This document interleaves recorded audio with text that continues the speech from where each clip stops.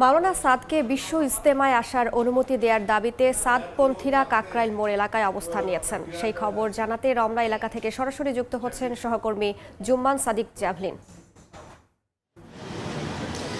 এই মুহূর্তে আমরা অবস্থান করছি কাকরাইল মসজিদ থেকে সামান্য সামনে এবং রাষ্ট্রীয় অতিথি ভবন যমুনা যেটি রয়েছে, যেটি বর্তমানে প্রধান উপদেষ্টার বাসভবন, তার মাঝামাঝি একটি স্থানে। এখানে মূলত সকাল থেকে এই কাকরাইল মোড়ে মাওলানা সাদপন্থী যারা তাবলিগ জামায়াতের সদস্য রয়েছেন, যারা অনুসারী রয়েছেন, তারা কিন্তু এখানে সমাবেত হয়েছেন। তাদের সাপ্তাহিক যে মাসোয়ারা হয়, সেই মাসোয়ারার পরেই কিন্তু তারা এখানে সকাল 8:30টায় অবস্থান নেয় এবং এখানে তারা রাস্তায় বসে অবস্থান কর্মসূচি শান্তশিষ্টভাবে পালন করছেন।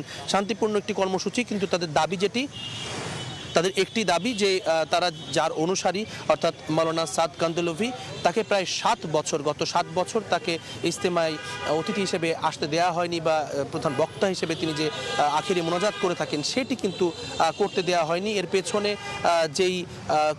যে ধরনের চক্রান্ত ছিল, যে চক্রান্তগুলো চলেছিল, সেটি কিন্তু তারা বলছেন যে প্রধান উপদেষ্টার বরাবর তাদের এই দাবিটি তারা পেশ করবেন। এবং আমরা দেখছি যে প্রতিনিধি দলের সঙ্গে কিন্তু প্রধান উপদেষ্টার প্রেস সচিব তিনি কিন্তু কথা বলছেন।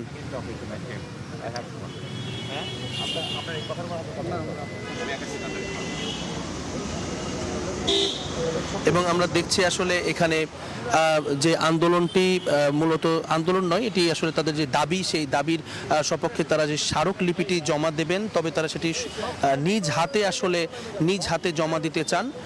নিজ হাতে তারা সেই স্মারকলিপিটি প্রধান উপদেষ্টার কাছে দিয়ে তারপরে কিন্তু এখান থেকে তারা যাবেন, এমনটি কিন্তু একটি কথা চলছে দুপক্ষের মধ্যে। অর্থাৎ প্রধান উপদেষ্টার প্রেস সচিব তিনি কিন্তু প্রায় আধ ঘন্টা আগে এখানে এসেছেন।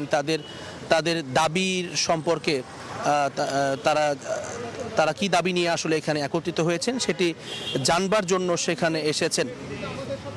এবং আমরা দেখছি আসলে তারা একটি বিষয় একেবারে স্পষ্ট করেছেন যে এখনো পর্যন্ত তাদের শান্তিপূর্ণ অবস্থান কর্মসূচি হলেও যদি এই দাবিটির যৌক্তিক সমাধান না করা হয়, তবে কিন্তু তাদের প্রতিবাদের ভাষাটা বা তাদের আন্দোলনের ভাষাটা ভিন্ন হবে এবং তারা সহিংসতা চান না।